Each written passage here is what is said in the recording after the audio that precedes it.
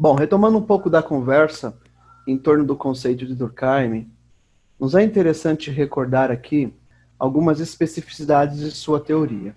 Tá?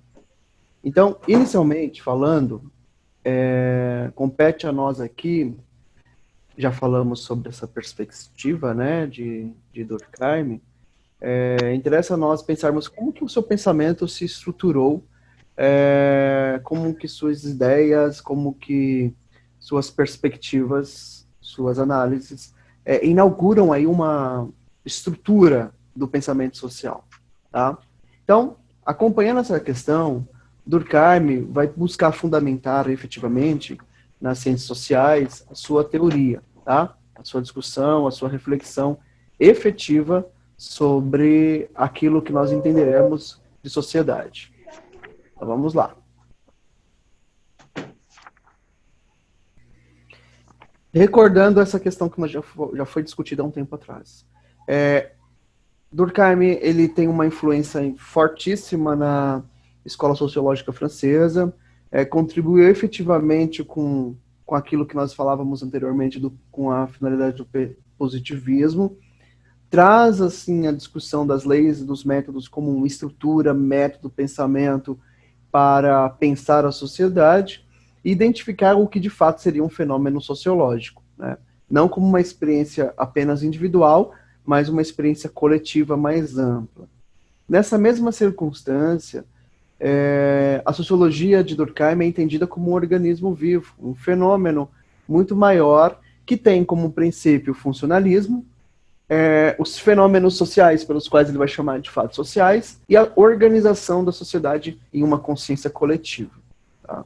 O seu modo de pensar, estruturar, organizar essa teoria, essa sua finalidade sociológica, se pauta sobre a finalidade pela qual a sociedade, esse espaço social que nós estamos inseridos, estar superior à minha condição individual. Então, para Durkheim, a sociedade é algo externo ao sujeito social, ao indivíduo. Nessa sociedade existem estruturas que vão organizar a função pela qual as coisas vão ganhar um certo direcionamento.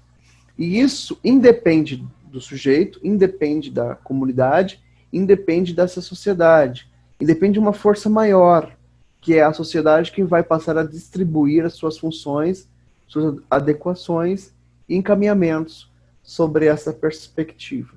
Tá?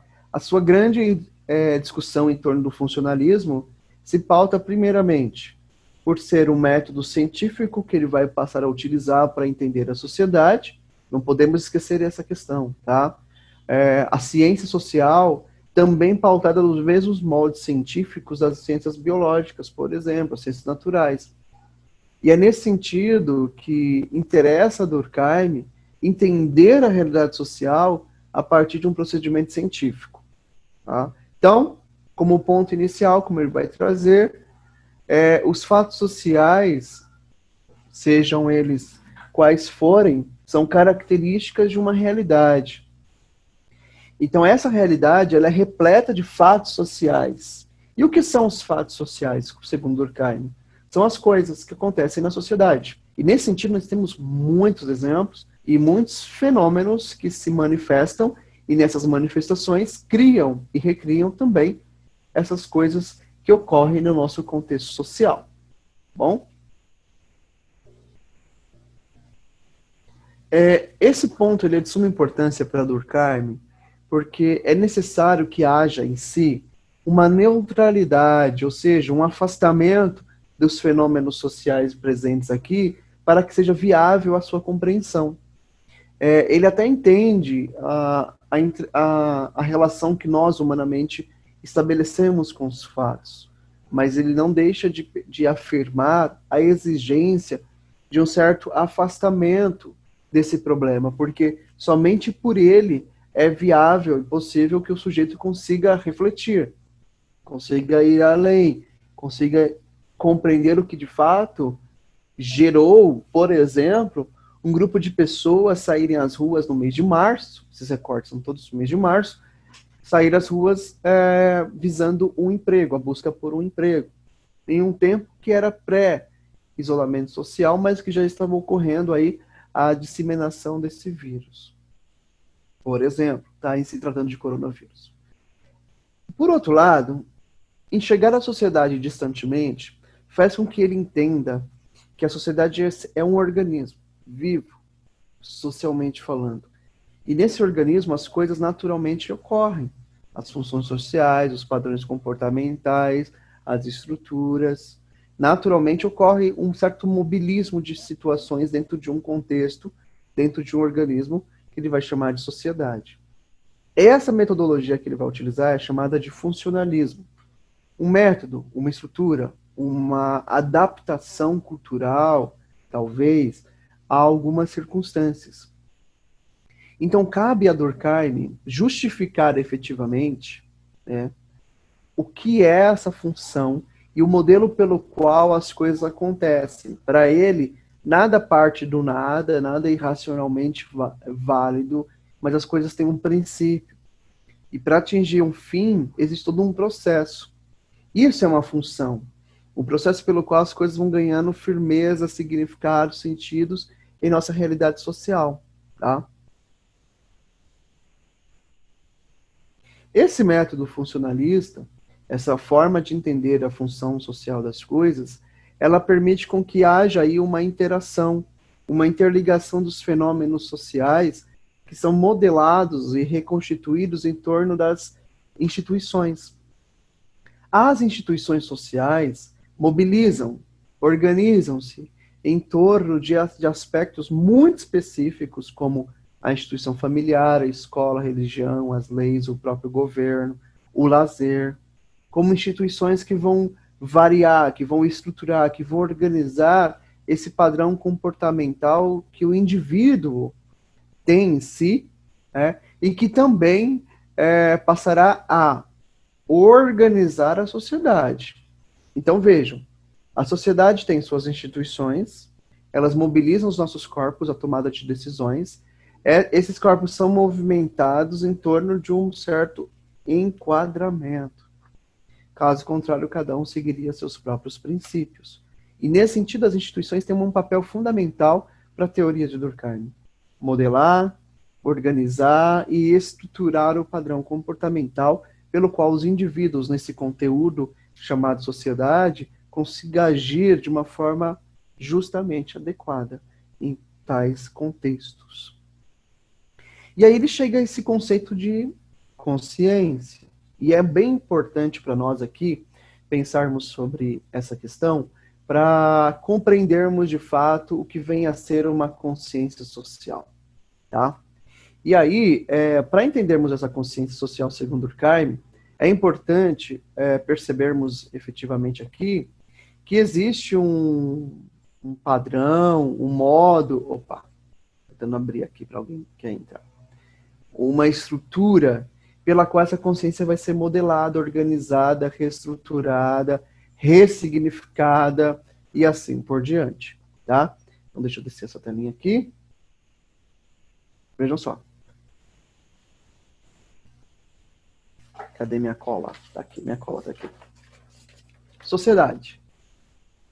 Ela é vista, segundo Durkheim, não como as individualidades que vão modelar a existência social do sujeito.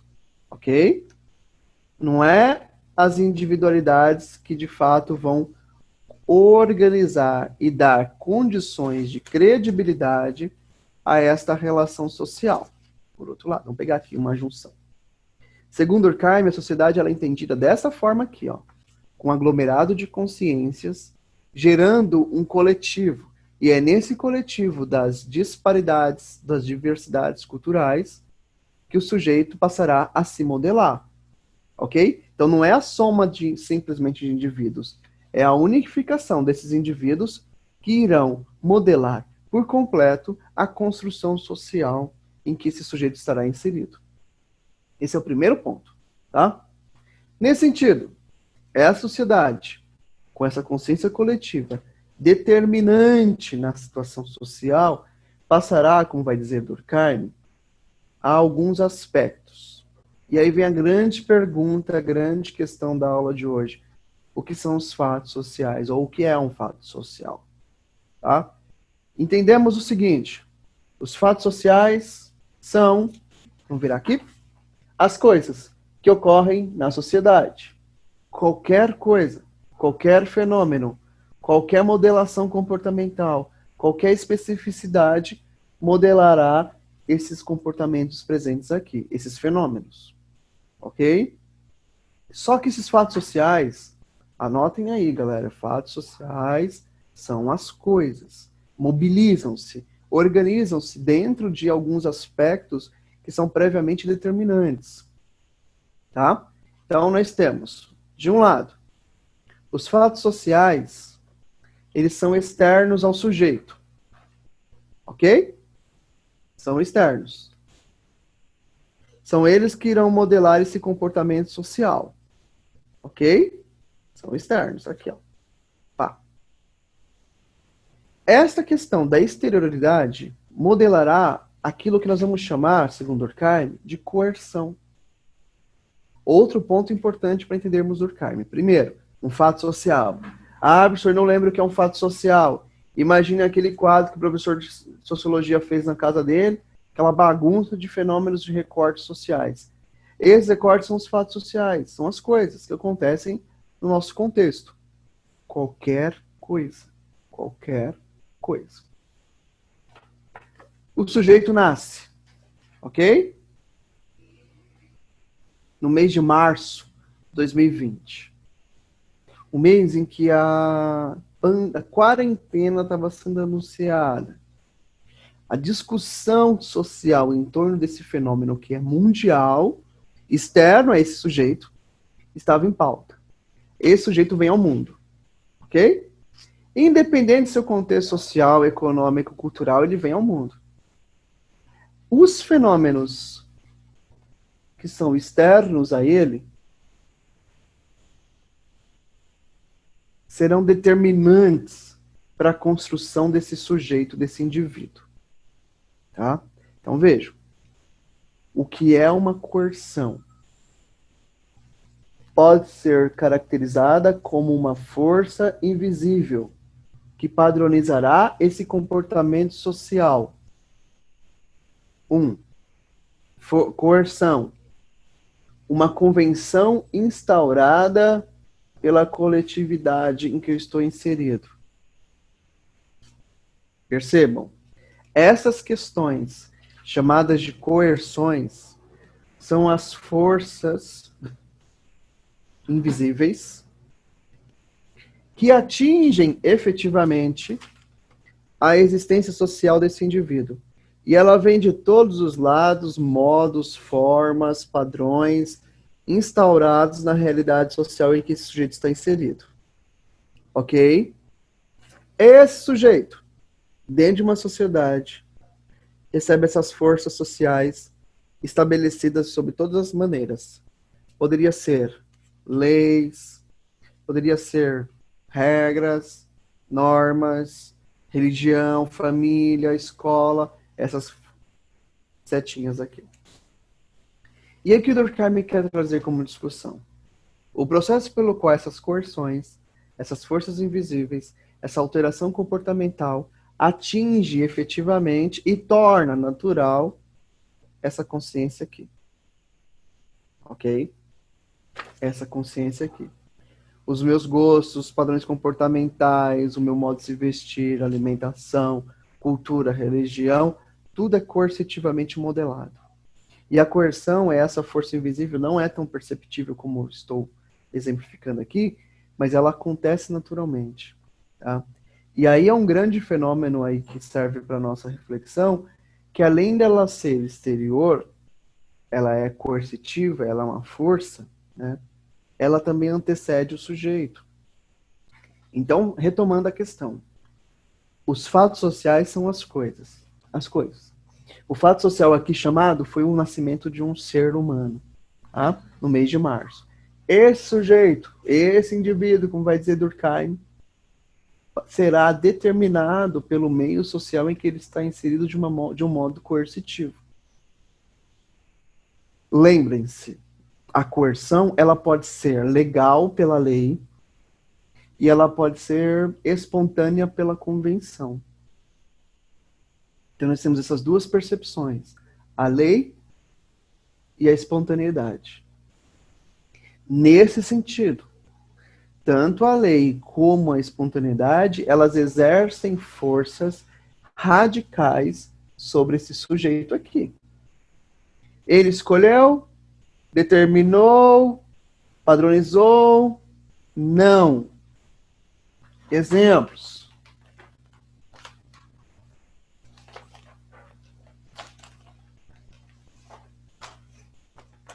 Vejam, mais recortes. Essa consciência social dessa jovem no skate, essas mulheres com traços religiosos islâmicos, essas meninas com traços indígenas, culturalmente falando. 3 exemplos de coerção. Segundo Durkheim, essas forças sociais que nós estamos enxergando aqui sobre esses corpos são instituídas, são modeladas, são determinantes para a construção social desses sujeitos. Eles escolheram? Segundo a teoria, não. Essas forças são tão intensas que elas vão demarcando a construção corpórea desses sujeitos. Ok? E outra coisa, além delas serem coercitivas, invisivelmente falando, elas são externas. Ok? Por serem externas ao sujeito, elas vão criar padrões comportamentais. E essas percepções sobre a vida, sobre as relações, podem também gerar implicações sobre os nossos olhares. Como é que nós naturalmente olhamos, observamos e captamos também os fenômenos sociais aí, em torno daquilo que não é lei, daquilo que não é legal, efetivamente, juridicamente falando, mas aquilo que é espontâneo, aquilo que é natural, aquilo que é tradicional. Vejam, o que o Durkheim chama de sociedade é essa junção de consciências, tá? De consciências individuais. A minha, a sua, a nossa. A nossa consciência individual, por exemplo, quando chega na sala de aula, ela é meio que limitada a um contexto mais amplo. Então, a sala de aula, como exemplo de sociedade, ela delimita um pouco as nossas manifestações internas. Naquele momento de sala de aula, nós naturalizamos o processo do coletivismo. E aí é o que Durkheim está dizendo. O que define aquela regra são as coerções. São essas forças invisíveis que vão modelar o nosso padrão comportamental. Certo? Essas ações, por exemplo, aqui ó, fiz um bonequinho aqui. Cadê o sulfite para esconder ele? Essas ações geraram em nós padrões comportamentais. Cadê a setinha lá? Certo? Padrão comportamental. As máscaras. Nesse sentido, um padrão comportamental instaurado na nossa cultura, mundialmente falando, em todos os aspectos culturais, instituiu externamente, olha lá, veio de fora a ideia de que era necessário criarmos um modo de subsistência, um modo de segurança, um modo de autocuidado, um modo de cuidado com os outros em determinados espaços. Em função de muitas circunstâncias que ocorreram, essa lei foi instaurada. Agora, estabelecimentos exigem o uso da máscara em seus excessos. Vejam, isso é uma coerção. É uma força invisível que vai direcionar o modo pelo qual as pessoas precisam atuar, agir, pensar dentro desses moldes. Ok? Ela é externa, ó, ela vem de fora. Não externo país, externo como sujeito, externo, tá?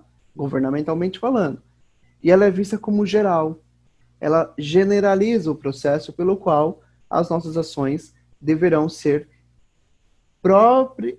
provisoriamente ordenadas. Outro exemplo.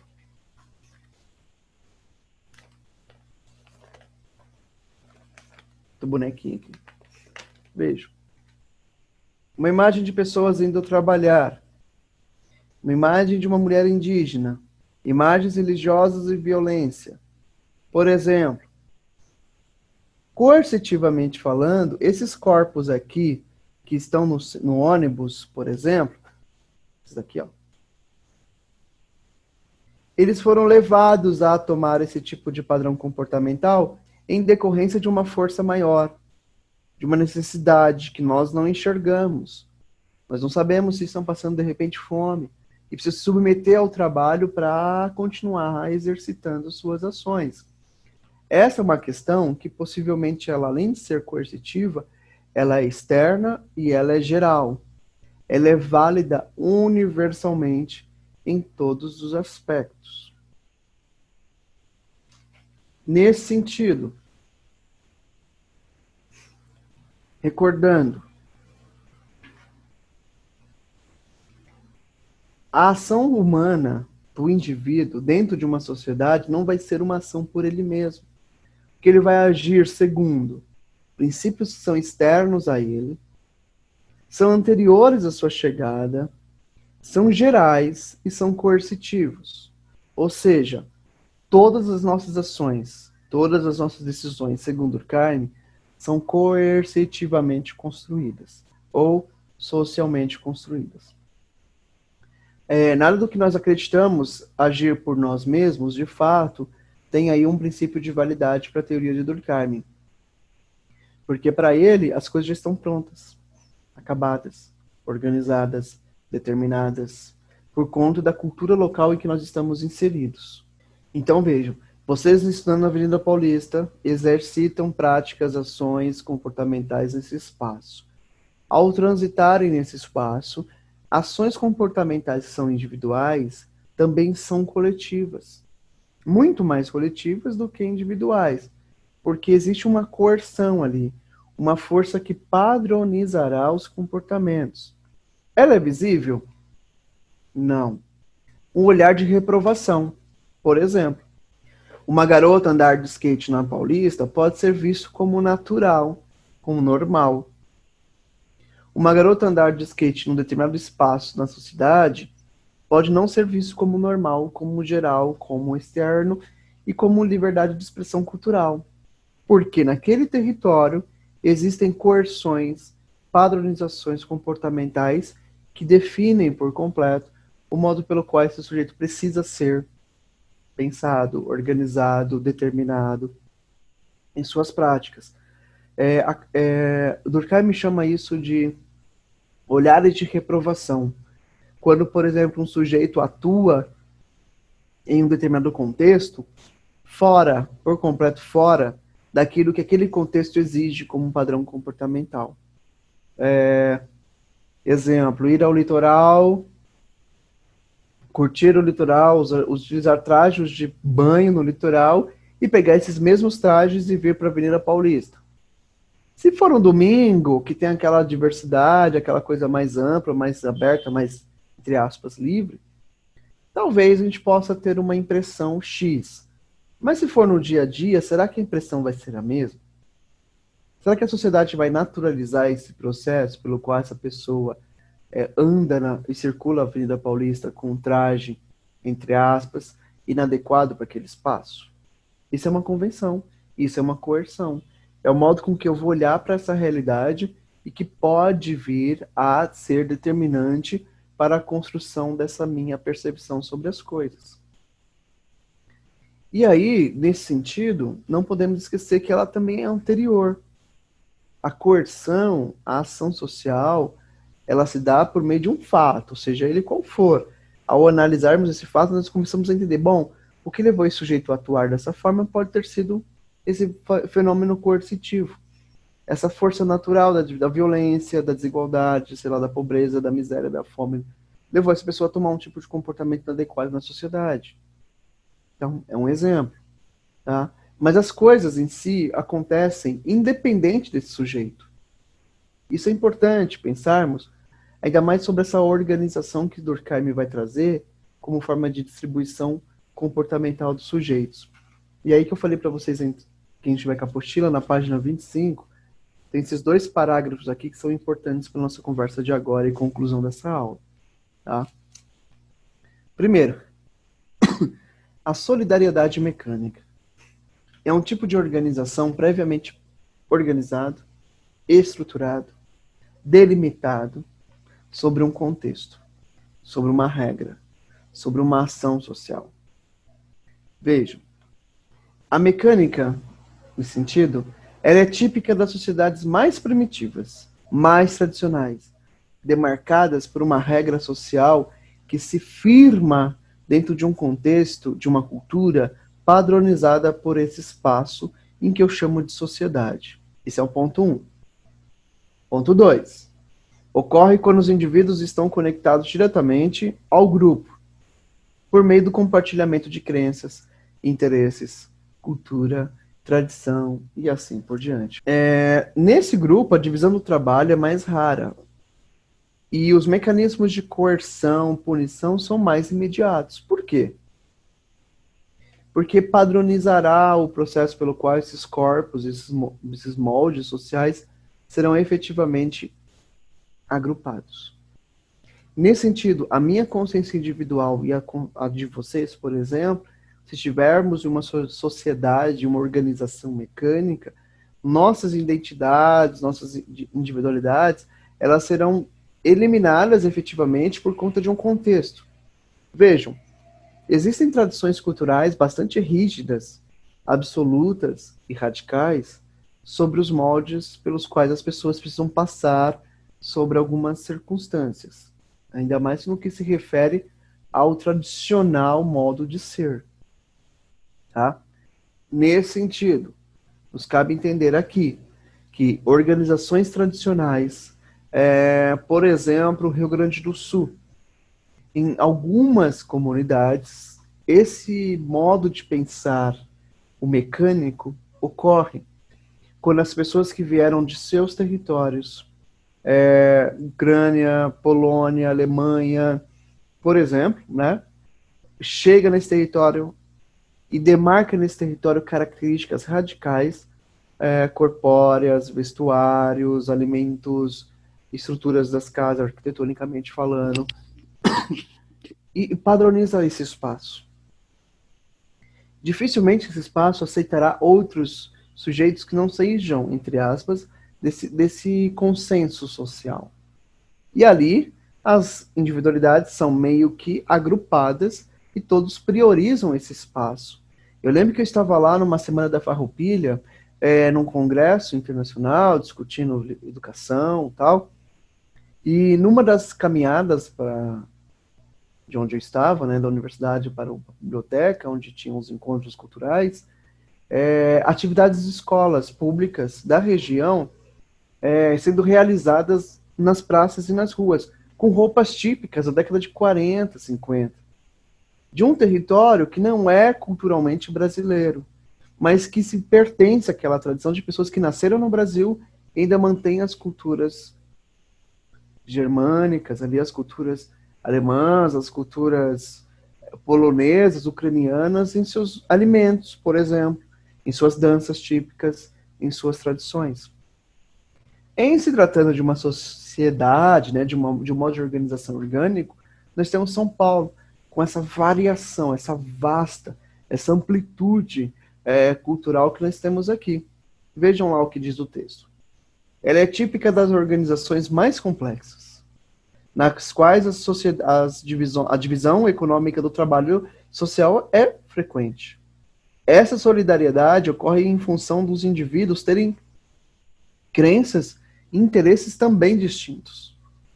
Portanto, interdependência. Esse fenômeno é bem bacana, porque ele não é porque somos interdependentes que de fato vamos fazer o que nós bem entendemos. Não. Essa interdependência ela auxilia também no processo de agrupar as coisas. É o que está dizendo aí na sequência, olha. A interdependência nossa diante da cultura, ela também fortalece laços de colaboração. Então, vejam, se a gente parar para pensar em São Paulo, como bairros da cidade de São Paulo, da cidade, né, são orgânicos. A Liberdade, pertinho de vocês, o Brás, o Bexiga, São orgânicos, por Higienópolis, que mantém uma tradição judaica. Por que são orgânicos? Porque mantém ali tradições culturais de povos distintos dessa cidade chamada São Paulo e até mesmo esse país chamado Brasil. Então, características culinárias, por exemplo, alimentícias, culturais, ocorrem. Existem hoje em São Paulo vários lugares que mantêm condições culturais dos mais variados agrupamentos sociais. Oktoberfest, por exemplo, é uma manifestação dentro de uma cidade orgânica que traz aí uma cultura que não é nossa. O próprio Halloween, que quando chega vai trazer aí algumas discussões interessantes para a mobilidade, aceitação, diversidade, modelação de culturas, padrões comportamentais, que só ocorre aqui. E que na mecânica as coisas são muito mais difundidas, muito mais quadradinhas, organizadas, em suas verdades, né? E, para a gente concluir, diz assim: a coesão ocorre por meio de códigos e regras que estabelecem direitos e deveres desses povos, desses aglomerados de seres sociais, tá? Então é muito importante termos em mente aqui que a solidariedade orgânica, ela vai garantir com que cada um né, na sociedade possa a também atrelar outros modos de padrões comportamentais. Vejam, o que estamos vivendo nesse processo de isolamento social, as mobilidades, as transformações, as modificações, tudo aquilo que está acontecendo na cidade em torno dessa mobilidade profissional, ocorre por dentro de um contexto de uma solidariedade orgânica. E isso é interessante pensar, porque garante com que outros modos, outras práticas, outras ações possam efetivamente acontecer no contexto social, tá? Se tivéssemos uma mecânica, problemas poderiam acontecer, como profissões, por exemplo, dentro da nossa sociedade paulista aqui, São Paulo, estão tendo que trabalhar efetivamente porque não tem outro modo, outra forma de fazer o trabalho remoto, né? De casa, do espaço social em que você está inserido. Então, existem ações e profissões que mantêm o circuito básico da vida e que não parou.